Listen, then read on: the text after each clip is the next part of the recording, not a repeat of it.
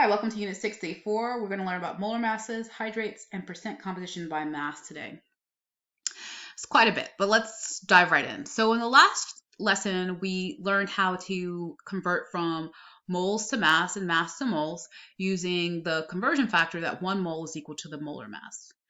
Today, what we're going to do is we're going to take a deeper dive into understanding what molar masses are and the factors that affect them. So let's start by reminding ourselves what molar mass is.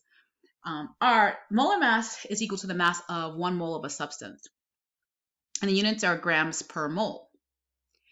So for example, if you weighed 1 mole of carbon, so 1 mole of carbon would contain 6.02 times 10 to the 23 carbon atoms.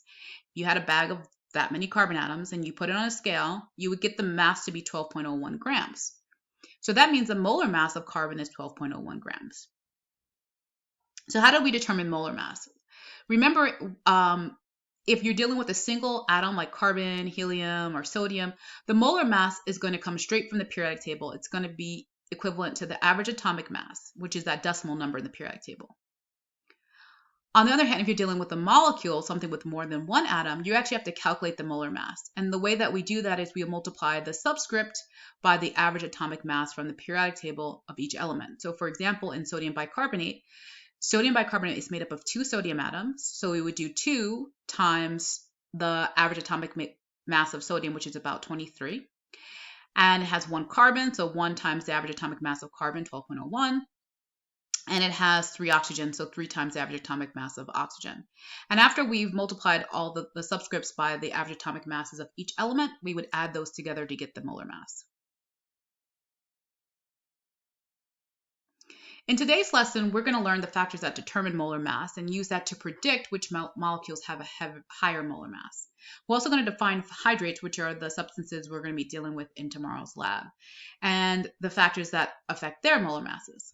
Finally, we're going to learn how to calculate the mass percent or percent composition, which is something you'll be doing in tomorrow's lab. So the main thing is that everything you're learning today, the skills and knowledge, will be used in tomorrow's lab. So let's start by a CFU, because you probably have some sense of the factors that affect the molar masses. And this first CFU, I like to use this dog analogy because, they're different types of dogs, so that kind of makes sense. But anyway, so the CFU1, Fritz and Eli are arguing about the weight of dogs. Fritz claims if you weigh any 12 dogs, the mass will be the same because you have the same number of dogs. Eli disagrees and claims that the mass will depend on the type of dog. Who do you agree with? Explain why you agree with this person. So go ahead and pause the video now, and when you press play again, I'll reveal to you what I think. All right, so I agree with Eli, and that's because dogs are different sizes. You can have large, small, or medium dogs. So therefore, if you have 12 small dogs like 12 Chihuahuas, they're going to weigh less than 12 large dogs like 12 German Shepherds, right? So the key thing here is that it's not just the number of dogs that count, it's also the size of each individual dog. And the same thing is true about molecules. So just like dogs, molecules come in different sizes. And when I say size here, I'm referring specifically to the mass, not the volume. The mass of a single molecule or group of molecules, and when I say group, it could be like a dozen, which is 12, or a mole, which is 6.02 times 10 to the 23 molecules, right? So the mass of a single molecule or a group like a mole will depend on the size of the individual molecule. So therefore, the molar mass of the molecule will also depend on its size. So what are the characteristics of a molecule that determines the size and its mass? Well, first off, it will have to do with the number of atoms. So some molecules are made with a lot of atoms and some are just made with a few. The more atoms a molecule is made up of, the larger the molar mass. An example of that will be something like oxygen and ozone. So both are made of oxygen atoms, but molecular oxygen, O2, has only 2 oxygen atoms and ozone has 3. So ozone, of course, would have a larger molar mass. The second would be the average atomic mass of the individual atoms. So individual atoms can have different masses as well, right? So if a molecule is made up of heavier atoms, they will have a larger molar mass. And you can use the periodic table to sort of guide you into understanding which molecules will have a higher average atomic mass, because generally as you go across to the right, the mass increases, and as you go down, the average mass increases as well. So if we look at these four diatomic molecules, hydrogen, which is all the way over here, is going to have the smallest molar mass because it's made up of lighter atoms. And then phosphorus, which is down here, would have the larger molar mass because it's made up of heavier atoms. Okay, let's take that understanding to see if we can predict or arrange the following molecules in order of increasing molar mass and explain your choice. All right, so here are the molecules and here where the elements are in the periodic table. So go ahead and pause the video, and you're going to do this without calculating, just based on how many atoms each molecule has and how heavy the atoms are. Pause the video now. When you press play again, the answer will be revealed. All right, so here's the answer. Methane is the lightest, and followed by silane and then propane. So methane and silane have the fewest number of atoms. They only have 5, but silane is slightly heavier than methane because silicon is a heavier atom than carbon. Whereas with propane, it has the most atoms by far, so therefore it will have the larger molar mass.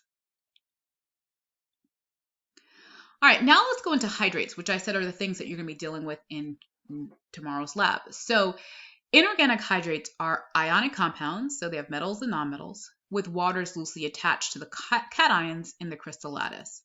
So an example of a hydrate would be something like copper sulfate pentahydrate, penta meaning 5, and there are 5 water molecules loosely attached to the copper cation in this molecule. So let's take a look at an individual molecule.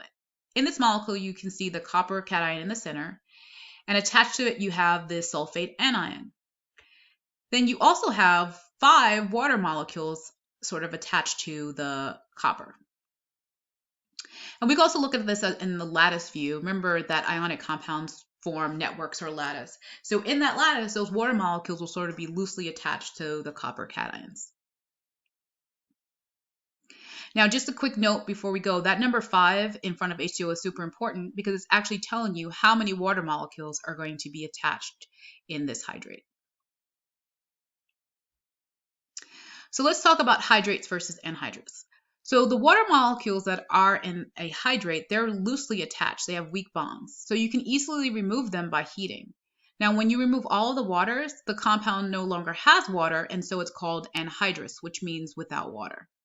So an example of that will be copper sulfate pentahydrate, which is a blue solid. And if you heat up this blue solid, you'll notice that it starts to turn white because heating removes the water. And by removing the water, you form the anhydrous copper sulfate. So remove those waters by heating, which is a white solid. So it's turning white because it's forming the anhydrous copper sulfate. Now, just a quick note, this reaction actually is kind of cool because it's reversible. You can actually rehydrate or put the waters back on by just dropping water onto it. And you can see that in this image here. So we have the white anhydrous copper sulfate, and as you drip water on it, it turns blue. It's kind of cool. So what I want you to do is actually take a look at the forward and reverse reaction. This is sort of a throwback review. And I want you to label those reactions as either synthesis, decomposition, combustion, single displacement, or double displacement. All right. So go ahead and pause the video now. When you press play again, the answer will be revealed. All right. The forward reaction is decomposition because you're starting off with one reactant and you're breaking it down into 2 or more products. The reverse reaction is synthesis because you're starting off with 2 reactants and you're forming 1 product. All right, that's enough of the old school throwback review on types of chemical reactions. Let's get back into our hydrates here. So, molar masses of hydrates. Important thing to know about the molar masses is that if you're looking at the same ionic compound, the molar mass is going to depend on the number of waters that the hydrates have. The more water, of course, the greater the molar mass. So if you look at an example of copper sulfate trihydrate, which only has 3 waters, its molar mass is about 214. And if you compare it to copper sulfate pentahydrate, which has 5 waters, so it has more waters, it has a higher molar mass of about 250. And if you need a reminder about how to calculate molar masses, you can check out the video in the extra help folder. All right, let's continue. So heating removes the water. So if you remove the water, you're going to decrease the molar mass, right? Because you've lost some water. Therefore, an anhydrous ionic compound, the one with no water, will always have a lower molar mass because they have no waters. And of course, if you compare the molar mass of the copper sulfate pentahydrate with the anhydrous copper sulfate, you will see that the anhydrous has a much lower molar mass.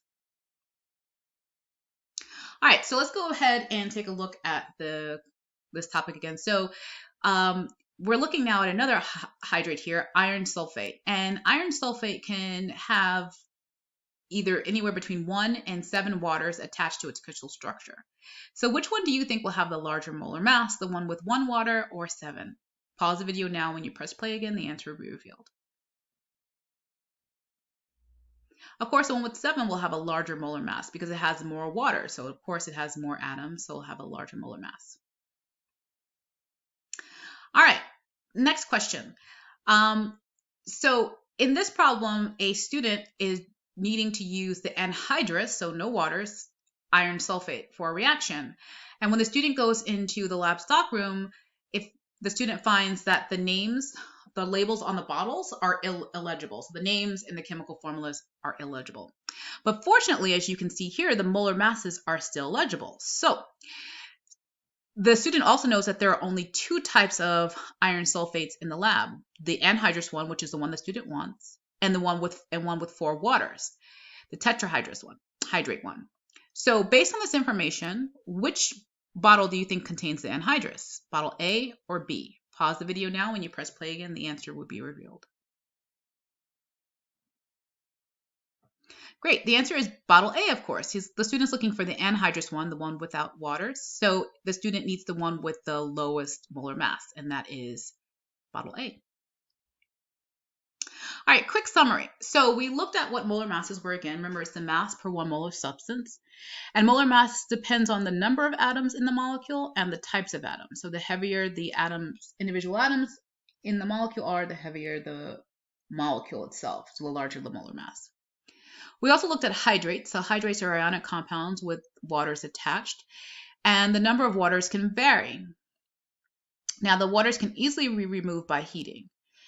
And when there are no waters, the compound is called anhydrous.